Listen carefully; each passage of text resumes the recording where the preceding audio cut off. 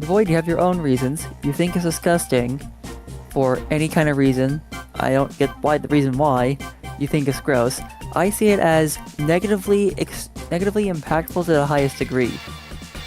I mean, like Stolitz is basically like the relationship is it's toxic yaoi between a cracked up, depressed thief and a geopolitical leader is having an intimate relationship of toxic yaoi with a massive international geopolitical leader.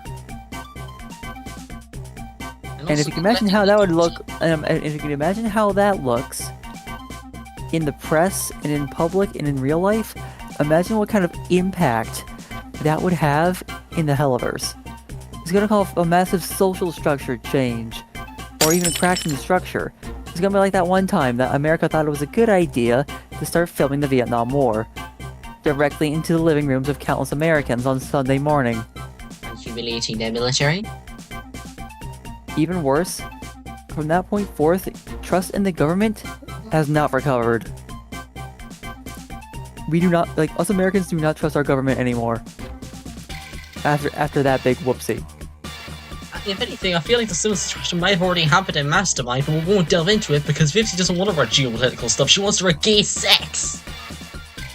Right, I mean, like, when it comes to, like, writing a story, when it comes to writing a massive story, like with a massive world that's interconnected, you're gonna just figure out, okay, what is the world, how does it work, what's the big problem, and how is that gonna affect everything else?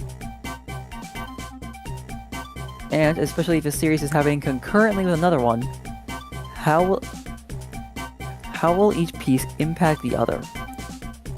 Like, for example, the Raid Enhancement Hotel. How would everyone react, even IMP, to the fact that angels are literally raining down from the sky and targeting this one specific building? Like, what did they do to piss them off? Should we be scared? Should we just go into the bunkers and pray that they don't pry the doors open? Did they even have bunkers? Considering, I'm pretty sure there was a flashback where they were all just running for their lives. They were all just running for their lives. Like, what do you like? If I was, like, even if that was the case, I would try to protect myself. I'd make a bunker. I'd hide in that. I'd hide in that, and it would be armed to the teeth, ready to make my last stand at any given moment. I'm surprised none of them have tried to do a Viva La Revolution, because it's clear the leadership in the Hellaverse is obviously as dumb as bricks. You don't have any bunkers for the biggest invasion, and you're just gonna let it happen? What are you, starfish? Exactly. But even then, that's why I had the idea of, like, I think we discussed this actually about an episode where a hell of an audio stories thing where the Graphic actually confronts Charlie about the whole hotel thing. Kind of like okay, let's think about this on several different angles and see how horrible this idea is. Because I can see that as bad. Most of Hell's population can see that as bad. And apparently the only person who has an actual say that can actually do something to change it is the one who thinks that redemption and repentance in this state is a good idea.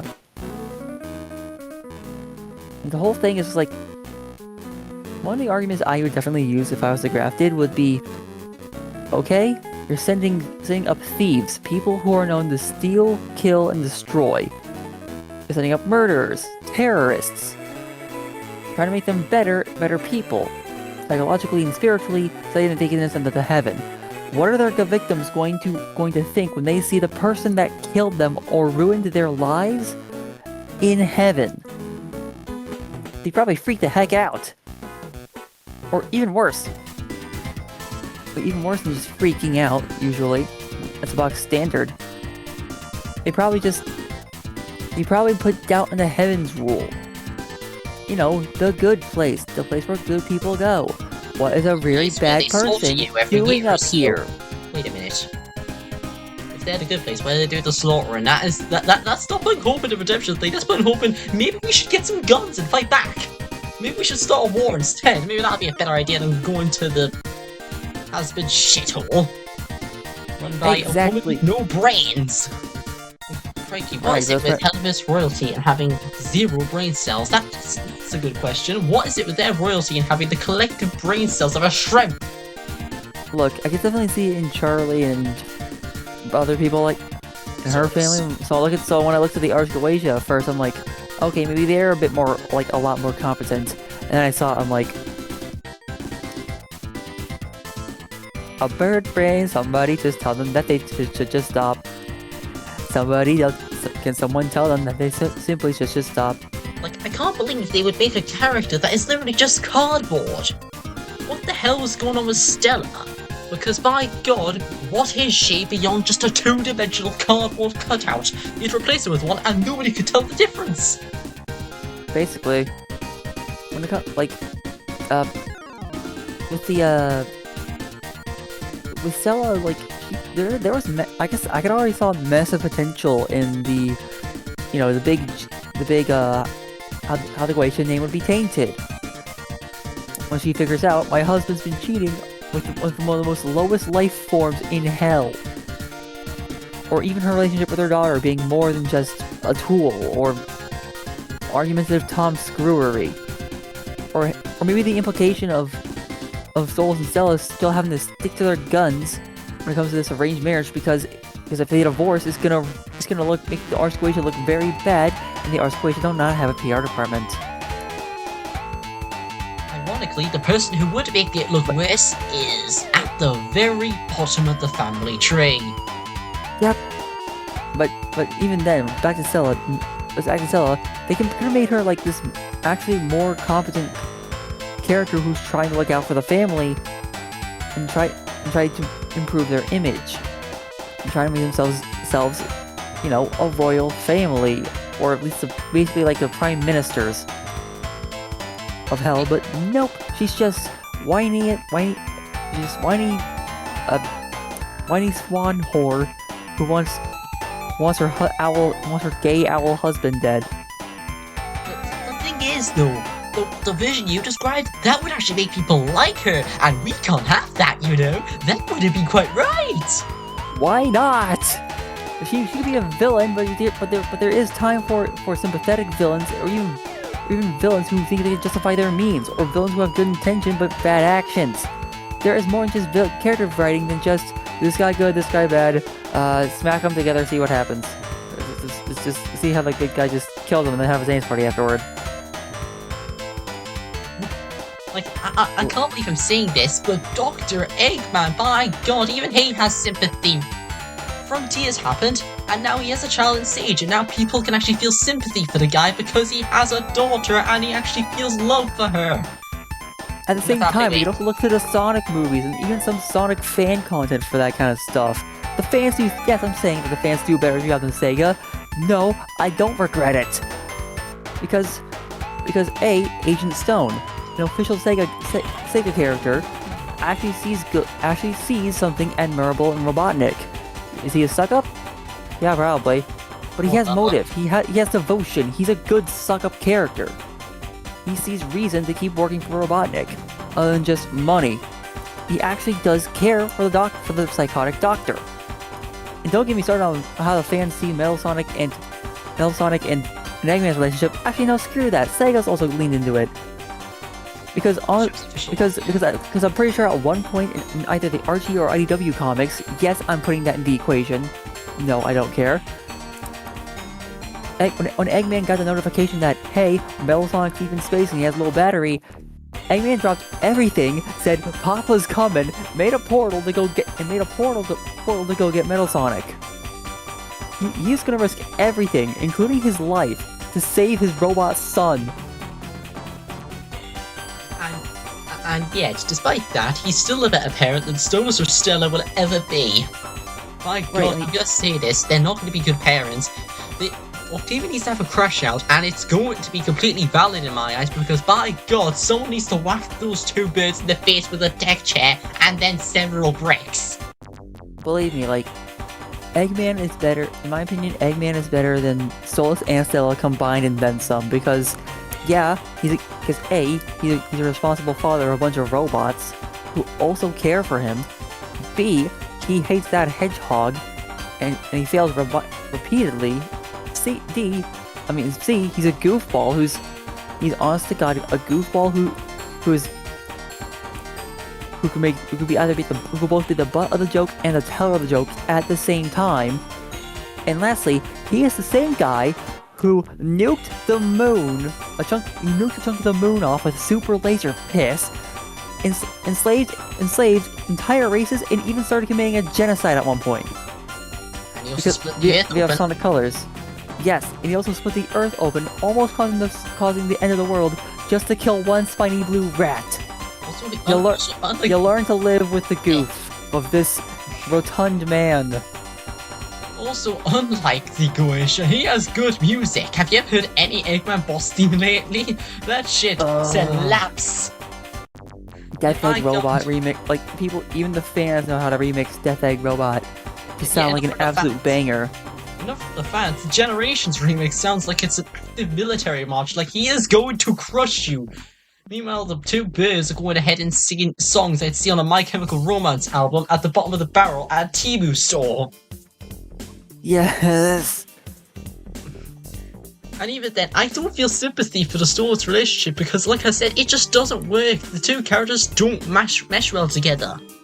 Like, Yeah, why? one is a bullet tote. One is a spontaneous bullet toting and traumatized thief, while the other one is a broken owl of a man who's trying to find some semblance of freedom through rebellion, even though he knows full well that's gonna screw everyone else over, including himself. It's a greedy voyage. It'll eat him up.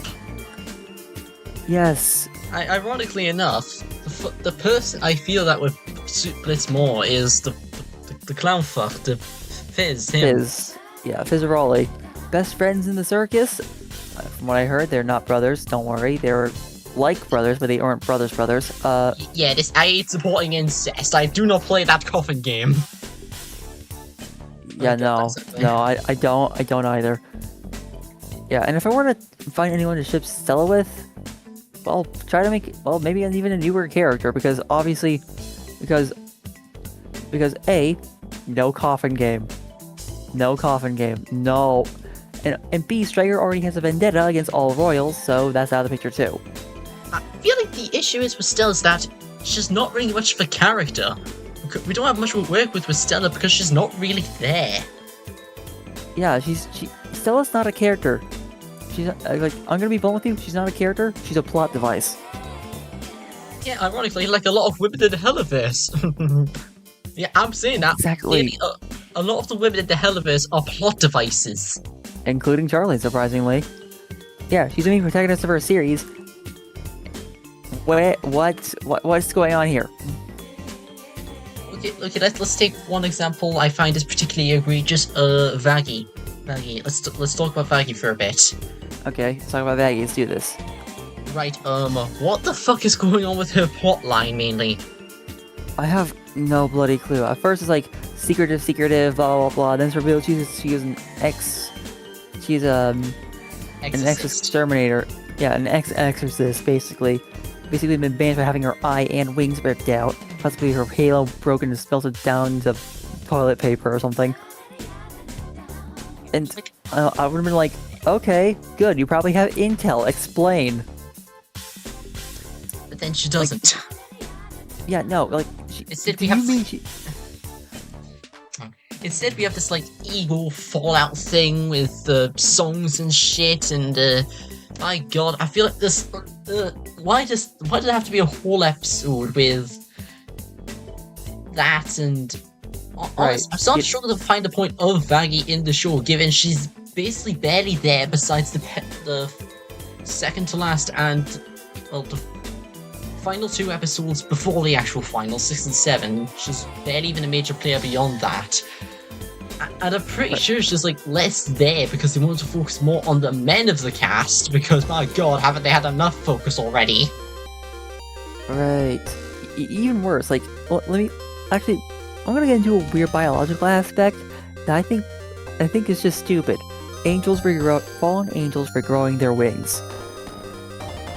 Like, Maggie reviewed hers. I'm like, okay, what caused this? Don't you have those bones, the flesh and bones ripped out, and all of a sudden they just what?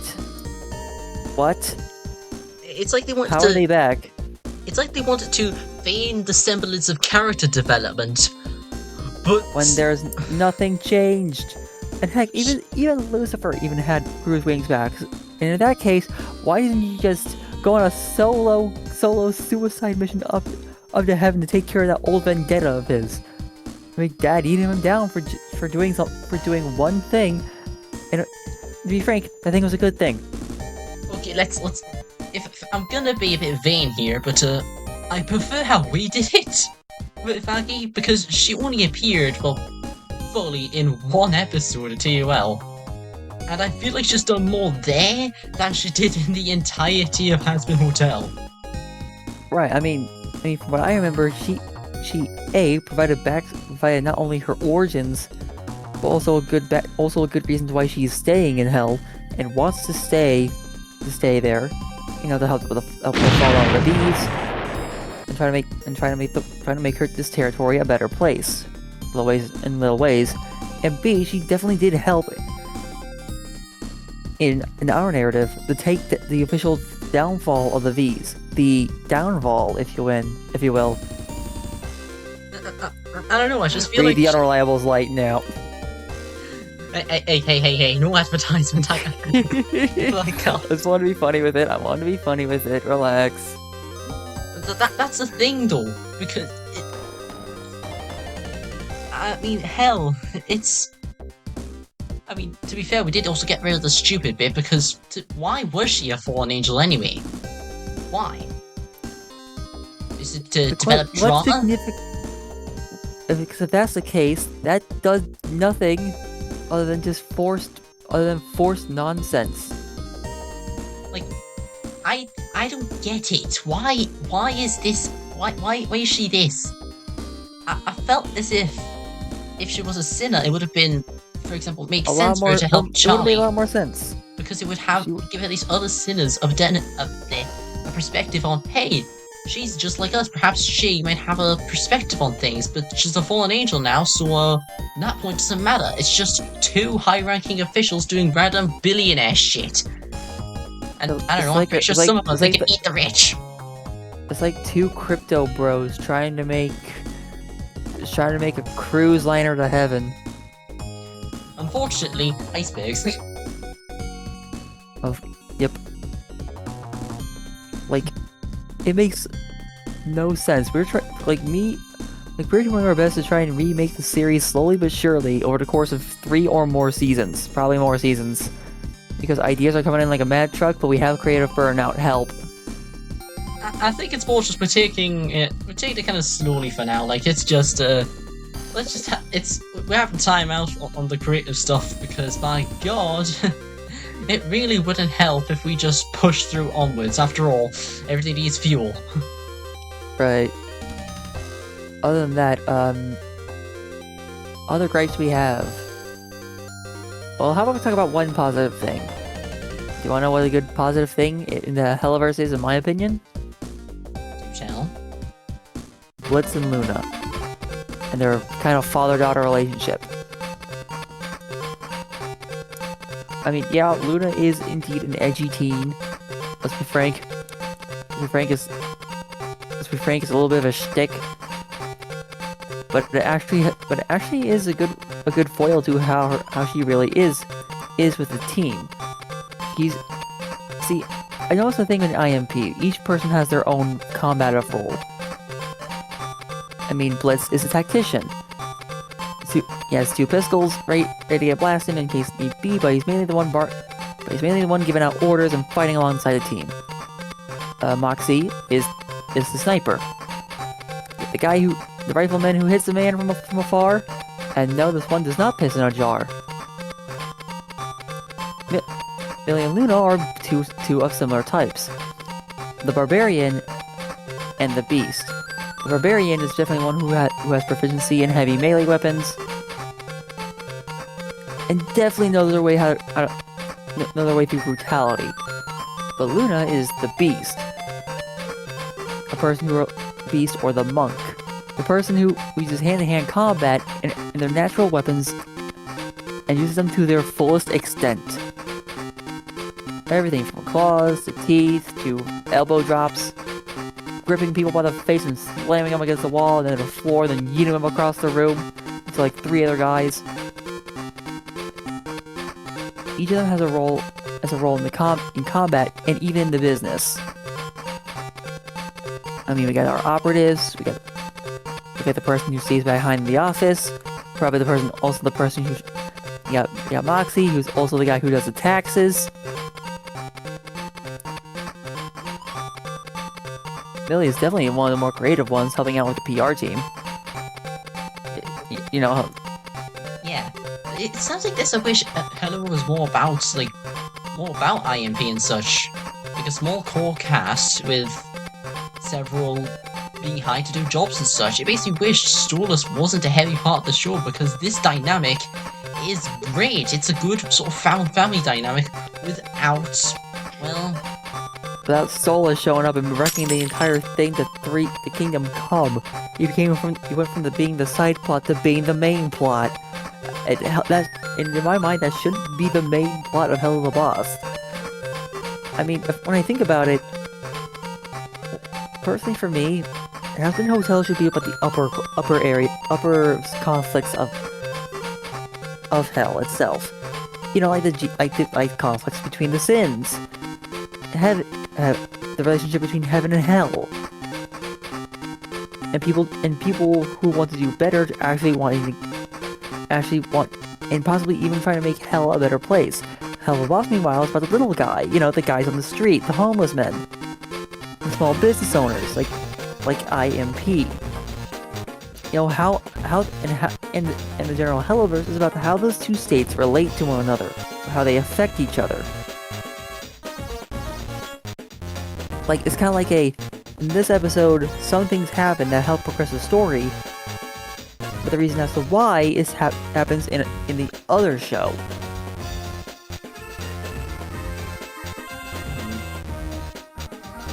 It makes you think, huh? Yeah, like, it's like Hell of a Boss and Heaven Hotel both take place in the same universe, and yet are so not even connected at all. It makes me think that, you know, it wasn't meant to be this way, and of course, Vivienne is trying not to have them sort of cross-intersect, because, well, you know, the stories she's trying to tell are too different, but also really lackluster. Right. I'm glad we're remaking, like, both series and making a new timeline for it, because it's just good. It's just, the potential's there, all the stuff, all the pieces, well, almost all the pieces are there, maybe a few extras from another playset that doesn't correlate. We just need to figure out how do we put all this together, and what pieces do we add, or take away to make the experience better. I don't know what doesn't make the experience better. By God, why are these shows musicals? Finally, we've reached the pinnacle. We've reached the pinnacle of this funny little discussion we're having, and that is the musical numbers being a bleeding plot device. Like, why would he think it was a good idea just to make just? Let me start from the beginning. The Big Bang, nah. But seriously though, why are these musicals? Are you just trying to pad out the runtime? I know Because what that's these not, songs or do. it's trying to speed, like, it's like a cash grab. It's like a no, not a cash grab. It's a It is a Deus cash grab, Ex actually. Machina. It's Spotify. Yeah, no. Spotify can make it a cash grab. Right, but not in context of the story. It's like a end-all be-all solution to everything. It's like everything. I feel Can that I- these musical numbers do take A away scapegoat, too. duh. That's the word, yes. I feel these musical numbers take away two big things that could possibly make the Hellaverse very better. To put for lack of a better term. Tell me. Character moments and a good instrumental score. Yes. Like, think about Yes. movies you've watched. Especially like good music scores. Think about how their score enhances a scene. What would a chase scene be without its like thrilling music? Or like a relaxing scene without its calming tunes? What would those scenes be without the music? They'd just be like, okay, stuff's happening, but the music's there to set the emotional tone. Like the strings in a horror movie, or maybe, or even in a hypothetical rescore of the Sonic 3 movie, Radical Highway during that time that Sonic was chasing Shadow.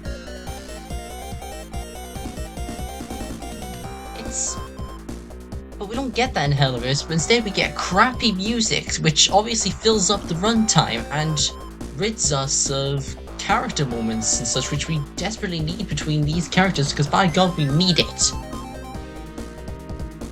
Right, like, even again, character moments is one of the big problems with it. I mean, take for example, in one of the take for example, Loser Baby. What do you mean? Like, what part of your rationale think that calling yourself a loser and saying that you're like Angel would actually help any? Because you're not helping him, you're reinforcing that he's weak, he can't do anything. Also, funny goddamn comparison, Husk. You lost a poker game, he got raped! Multiple times! That is a contract, but still, rape is rape. No means no. Crikey. It's not a fair comparison. And sure, people are gonna use the excuse all day. Oh, it's hell, that's just normal. I'm sorry? I'm sorry. I'm sorry. You're not making any sense. In case you haven't realized, hell is just society, just worse. Just At least had it Detroit. worse. Yes, it is Detroit. And as you, everyone on the planet knows, you can't have shit in Detroit. Yeah, like you can't have a good plot in Detroit. You're gonna have this shit instead from fucking This Wish.com. Monrano. Yeah, same thing. Oh, dear. Vivian Crumbo. How did I get this ad? Like, Shit posty. I have no idea. I'm at the shows. Like, I how have did no we go idea. from decent concepts to this? What did How to Basic write this? Did it just slap a bunch of eggs everywhere? I have no idea. But it's making my... Whenever I watch clips of these shows, I immediately think, why? I mean, I like trash. I mean, heck, I'm the guy who grew up with Sonic 06, and I love that game to death. So, Mate, Hell of a Yes. Boston Hospital Hotel makes Sonic 06 look like the fucking Mona Lisa. exactly! It makes it look like the Louvre. The entire Louvre. Like, if you want to show me a bad movie, don't show me the worst of the worst. Otherwise, I'm gonna point out plot holes. You know, like the Emoji Movie. That movie sucked in my opinion. It sucks balls. Do not watch the Emoji Movie. It's horrible. I hear it's the worst thing Patrick Stewart's in. If I want to watch something with Patrick Stewart in, I know a great 7-season TV show. Yep. But besides, I've seen garbage, and depending on the garbage, I like garbage. I watched Sausage Party, and I McFreaking loved it. You know who else loved Sausage Party? My mom. No, Vivian Medrano. What do you think influenced the Hellaverse humor? Oh.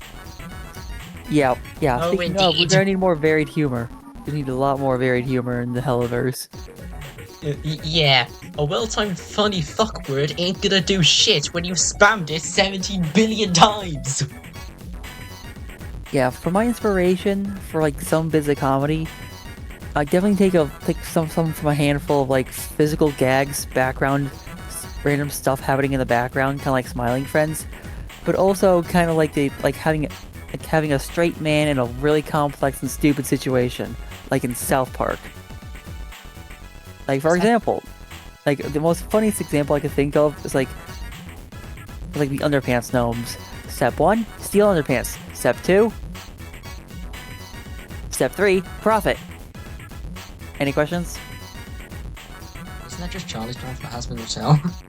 Yeah, basically. Step 1, build hotel. Step 2, Step 3, profit.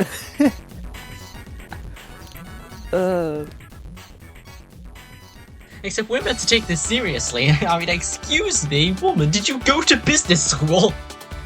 I'm sorry. Oh wait, no, you're an apple baby. I'm sorry, Charlie. Did you see did you ever consider the logistics of sending liars, murderers, rapists, thieves, terrorists, and complete psychopaths, trying to make them better people, and then shipping them up to the good place?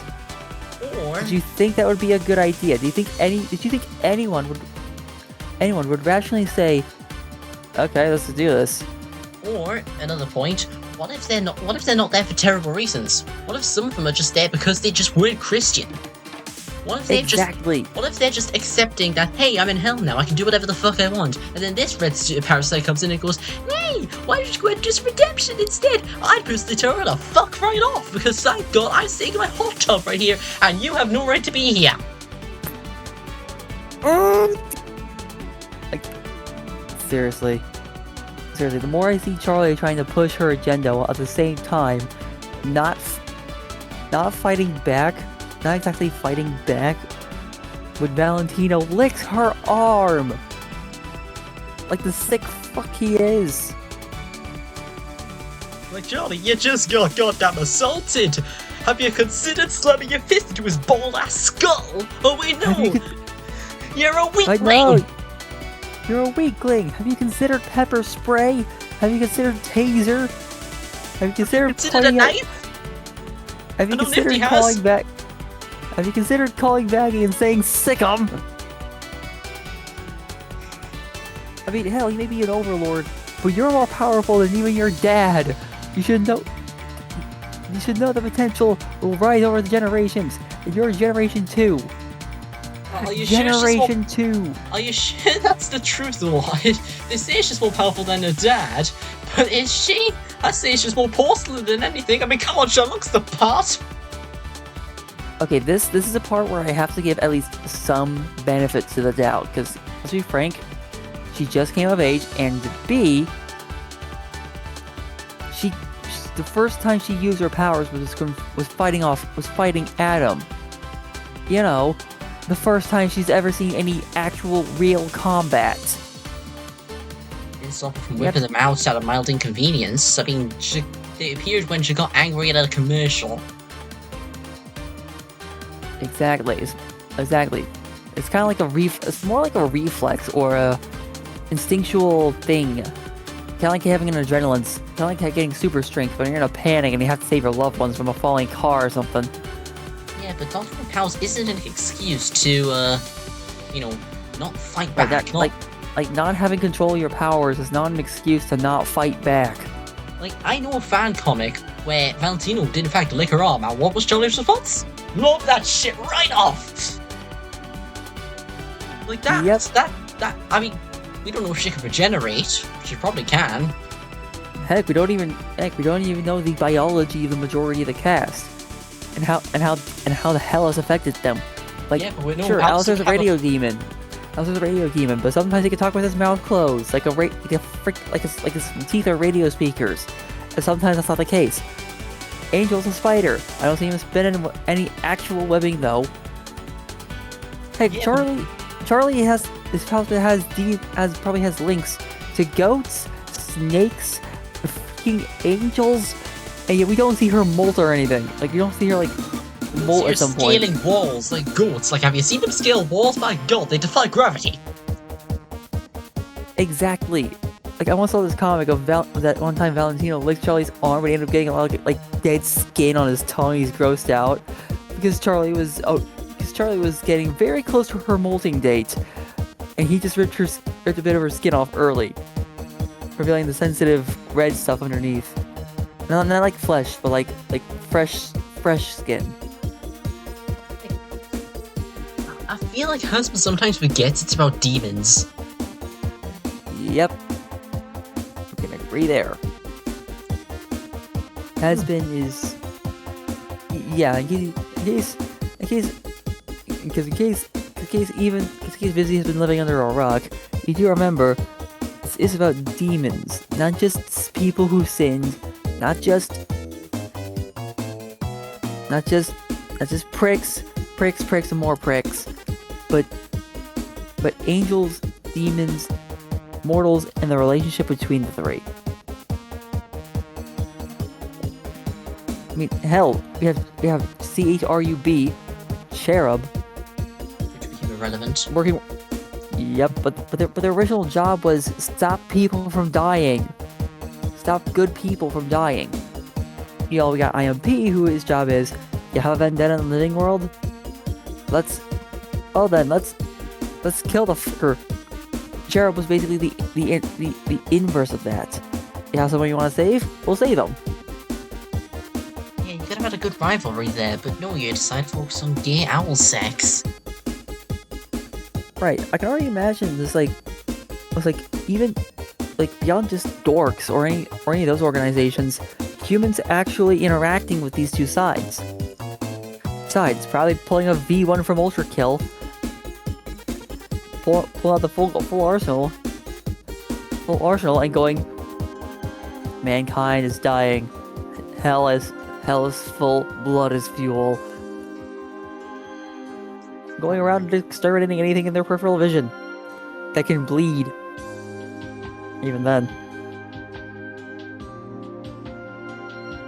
I don't really think we see humans much in stuff like this, despite obviously how much of an important focus they are, given it's about mortality, Humanity, mortality, sin, but we rarely morality. see humans themselves.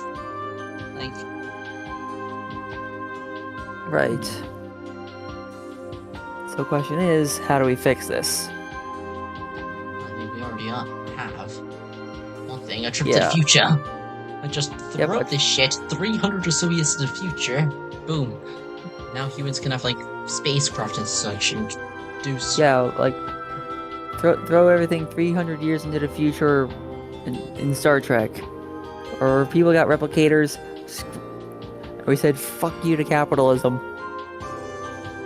I feel like, if anything, having a kind of weak antagonist because you can't have a figure like God. Or at least they don't want to show him. Probably because they fear, I don't know, Christians and such saying, oh, God's always right. The prophet of the show They fear the Pope pulling out the Popinator and then poping him to death. But the thing is, the angels and such can be a good antagonist once you recognize the weaponization of Christianity. Yep. You I mean, notice that? even in the ancient era, it was so freaking rampant. We had so many potential cultures and mythologies we could have just learned and discovered and had fun making our own creative ventures about. But then the Crusades happened. It's nope, we're here to spread our good power of the Lord Jesus Christ. Abandon all your gods. Screw you. They ironically invented demonization to demean those old gods and make the worship some white guy. Exactly. Even then, we could probably add this to our own version of the mythos. And heck, if you're listening or watching this stuff, you can too if you want. It's just a discussion, really. The demons in the Hellaverse, in real life, they used to be known as gods, in one way or another. Heck, even Baal is a god. Was a god, more or less, in the original mythology. But guess who showed up? Yeah. And even then, when you look at this sort of thing, you realise they ain't perfect, but yet they try to pretend that they are. And all of a sudden, it starts to make Charlie's redemption plan look really, really flawed. Why would I go up there? That place is shit! That place is destroyed. This place is goddamn Las Vegas. Exactly. Yes. Yes. Knowledge of What history. the heck? Knowledge of history basically deconstructs Charlie's plan and just kind of makes it irrelevant. Her plan falls apart because heaven is not the good place. Heaven was never the good place. Heaven was the greedy place. You think the ring of greed was where all the greed went? Sorry, bud, you gotta look up for that. No, it's more like whoever made the system in the Hellaverse to determine morality obviously doesn't know anything. They have not studied their history. Indeed, they have not. They clearly haven't. This is partially why, like, in our rewrite, we try to do research on certain things. Part of the narrative. One character I have, Kimberly Hawkins, was made from my experience playing Cyberpunk 2077 and being shown a cyberpunk setting.